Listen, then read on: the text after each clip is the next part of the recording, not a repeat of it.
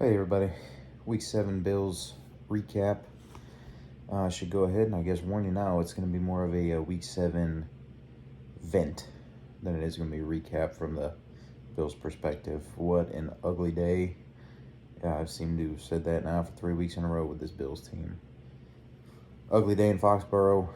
Offense yet again slow out of the gates. Very unenergized, unmotivated it seems like. And they haven't looked the same ever since their trip to London. They, that Miami game, they took care of the Dolphins. They look like possibly the best team in the NFL, and then, they seem to have left their mojo across the pond. So don't really know where to find the good right now. But we're gonna try, I guess, after we get done venting here. So, Patriots win 29-25. Gives Bill Belichick his 300th win, making him the third coach in NFL history to join that club. Of course, it had to come against the Bills, a team that he's pretty much had their number for 2+ decades. So, of course, he would get that against us, but still a heck of an accomplishment. We can just look at some stats here. Josh Allen, 27-41, and before you go any further, you see 41 pass attempts. I don't understand why. For this, third week now in a row, it's just been an anti-run rhetoric coming from Ken Dorsey, and I don't get it. I don't get it. James Cook's a playmaker. We'll get to his stats in a minute, but I get they fell behind. I get the mindset that, you can't run the ball when you're down, 10 points in the third quarter, which you can, but Dorsey wasn't having that today. It was, it almost seems like it's a panic with them. It's like, oh my gosh, we're down. Forget the run. Josh has got to do this for us. And you're not going to win games like that. I mean, heck, today's an example. You don't win games like that. And, it's... anyway, 27-41, 265 yards passing, 2 touchdown passes, 1 interception. And then he did have that QB sneak in the fourth quarter for a touchdown. But the thing that kind of jumps out to me is he was outplayed by Mac Jones. Old bag of milk himself outplayed Josh Allen today, and you can't take it away from him. And I just think that comes down to Bill O'Brien and the offense having just a better scheme, better game plan. Mac Jones finished 25 of 30 for 272 and 2 touchdowns. Just a better game plan. It was executed better, and Buffalo for the third week in a row now has made Trevor Lawrence look like, he was the next Patrick Mahomes, when they were in London. Last week, they made Tyrod Taylor look like he's been, the Giants starting quarterback for the whole season. And then today, Mac Jones looked like, a guy that could be on a 1-loss team rather than a 1-win team prior to today. So, frustrating. We'll get back into the James Cook here. 13 total rushing attempts, 56 yards on the ground. But he was involved in the passing game, which is something I've been asking and screaming for. So it wasn't a big sample size, but it was something. He had 3 receptions, 46 yards, and a touchdown catch. So he was involved. He was. I would say he was probably the most effective guy on offense today for the Bills. But the thing that is just, again, I'm going to harp on it, is he finished the game with 13 total rushing attempts. Only 5 of those came in the second half of the game. Like, why? Why are we not getting our guys the ball? Ugh. He's proved it. He's proved it every time this season when he's called upon.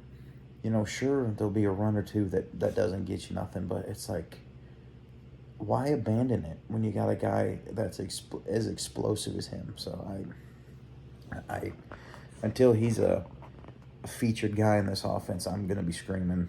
And I'm not the only one. You get on Twitter, there's plenty of people with me. So was a big game for rookie tight end Dalton Kincaid. 8 targets, 8 receptions, 75 yards. I'm very happy that they're finally involving him in the game plan.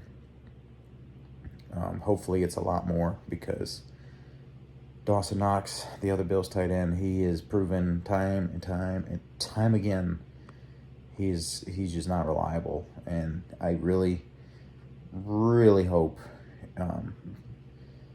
that there may be a parting of ways in the coming off season. I had just read before jumping on to do this video that they said I guess there's a clause or an option or something in that contract extension he signed that if Buffalo were to move on from him this coming off season, they would save like $10 million, $11 million, and $12 million for the next 3 seasons in cap space, which is something they need right now. And Knox hasn't lived up to that contract extension that he got last year. And I really I think Kincaid can be special. He's shown it, in the limited sample size we've seen from him. But yeah, he was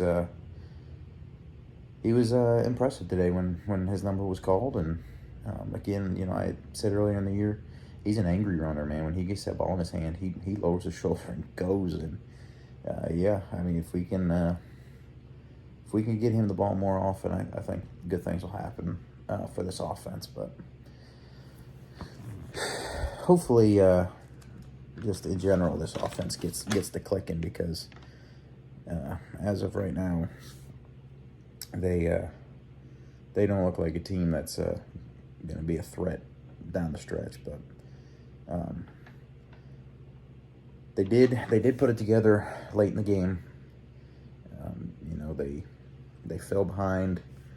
Well, shoot, they were behind the whole game, and then in the fourth quarter, Miami scores that touchdown after Buffalo fails to convert the 4th down attempt, which was, again, I'll just talk about him again. Dawson Knox dropped a very easy 4th down pass from the New England 33-yard line, had Buffalo in good position, drops it, turns it over on downs. New England goes down the field, scores a touchdown, doesn't get the 2-point conversion, and they go up.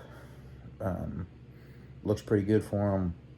Buffalo, quick drive, answers back, scores a touchdown, and then defense stepped up big, forced a turnover in New England territory. Buffalo answers again with the touchdown, takes the lead, and then the defense just lets them down, which, sucks. But this is also a Bills defense that's missing, 3 key guys on that defense, but not as an excuse, because they've been playing very, very good these last handful of weeks. And yet today, I don't know what happened to them, but man, that last drive of the game, I mean, they had it won. They were up 3 points. Again, it was Mac Jones on the other side of the ball. I mean, it's a Bills fan. You're feeling good. You're like, at the very least, they'll kick a field goal, we'll go to overtime. But no, Mac Jones put the team on his back and went down the field and scored a touchdown. But it shouldn't have came down to that. I wrote down here some key moments in the game. One of the first big ones was, I think it was the second drive of the game for the Bills. it was at the end of the first quarter. Buffalo had a play. It was kind of I wouldn't call it a pick play, even though that's what the penalty was called. But anyway, Dawson Knox wide open in the end zone. Allen hit him for a touchdown, but it was called offensive pass interference. Latavius Murray had ran his route and ran into the defender, and they'll call it every time, even though it wasn't intentional. But Buffalo had to settle for a field goal there, so that's a 4-point swing right there. And then right before halftime, Tyler Bass pushed a field goal wide right, and Buffalo went into halftime, with only 3 points on the board. But that right there was 7 points, that they gave up. And you look at the final score of 29-25, those 7 points would have been the difference. So, that's something that, in the past this team's been able to overcome. But for whatever reason this season, it just seems like they are hell-bent on making things way harder than they need to be. So I don't know why they do that to us, but they do. Penalties in this game was another big focus. Buffalo had 9 for 46 yards. Miami had 8 for 59. But the one penalty that should have been was called, but then picked up was illegal man downfield on New England. Their first play of their final drive is a big 34-yard gainer. Totally shifted field position, had New England, primed and ready to go. Flag was thrown for illegal man downfield. All the guys had already walked all the way back to the original line of scrimmage, and then they say, "Oh, no, we're going to pick that up." Why? I mean, it wasn't like a quick no call either. Like, it was like everybody walked back, they were getting ready, and then they said, "No, you go back." So for all the ticky-tack penalties they called in this game, that one that they didn't call, or picked up, I should say, that was killer. And I know there's been other games around the league today that a lot of fans are having the same kind of night, thinking about, when are we going to start holding some of these guys in the striped shirts accountable. But regardless, it shouldn't have been. Buffalo shouldn't have been in that position anyway. But another little tidbit. Buffalo, their first lead of the game came on that Josh Allen keeper with 2 minutes to go in the fourth quarter. Like, that's how bad New England basically dominated this game. They had the Bills' number the whole game, and Buffalo took the lead with 2 minutes left in the fourth quarter, and then New England answered right back with the touchdown. So Buffalo didn't even hold the lead for a full 2 minutes in this football game. So I'm sure not a lot of people had that on their bingo card today, but they did it to themselves.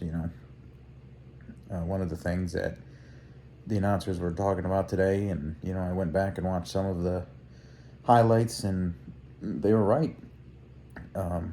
Buffalo put themselves behind the 8 ball on first and second down, and a lot of it had to do with the constant throwing, the non-running on first down.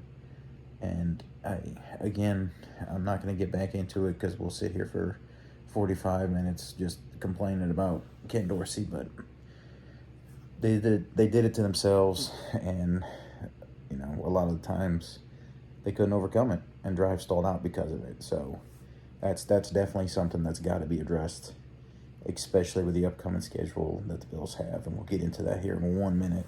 A couple other notes here. Buffalo falls to 4-3, loses ground to Miami. As I'm doing this right now, I've got the Miami Philly game on in the background, so as of right now, we're Philly fans, hoping we can keep pace with Miami, but it's sad that you got to root for another team to help you out. But whatever. It's a short week for Buffalo this week, so we can't sit around and boo-hoo and whine because we have Thursday night football this week. It's in Orchard Park. Tampa Bay's coming to town. And to be honest with you, I'm not feeling a whole lot of confidence in this team. This is supposed to be the easy part of the Bills' schedule, and they are making it way harder than it should be. And I guess now's a good time we can look at that upcoming schedule for Buffalo because they are getting ready to go on a run of some games here. So like I said, this week, Week 8, it's Thursday night at home against Tampa. Week 9, Sunday night football, they go to Cincinnati. Week 10, Monday night football, at home versus Denver. Week 11, they're at home against the Jets. Week 12, they go to Philly. Bye week on week 13, sorry. Then coming out of the bye, they go to Kansas City. Week 15's at home against Dallas. Week 16, Saturday night football at the Chargers. Week 17 at home against New England. Week 18 at Miami. So I sat down and, maybe I was frustrated after that game when I first looked at the schedule, but there's a real shot this team finishes 9-8 this season. And for the amount of talent they have, 9-8 would be a massive letdown. And 9-8 is not going to get him in the playoffs, I don't think, on the AFC. 10-7, I think is probably where they'll finish. 11 game winning. I don't see 11 games in the win column for this team, and 10-7 I think is pushing it. So, yeah. That's really all I got for you. Thursday night's coming quick, so hopefully this will be a good. Sometimes that's the best thing for a team like this is, a short week where you ain't got time to sit around and, think about all the crap that's been going at you. This is more of a, we got to hurry up and get ready, and hopefully they do that because. Bills Mafia is having flashbacks of the drought era right now. So that's all I got for you guys. Appreciate y'all listening to the vent. You can probably hear it in my voice, getting scratchy from all the yelling from earlier in the day. So yeah, we'll hop off here. Hopefully we'll watch Philly take care of Miami, and we'll see y'all probably Friday or Saturday with a Bills recap of the Tampa Bay game. So till then, go Bills. Appreciate y'all.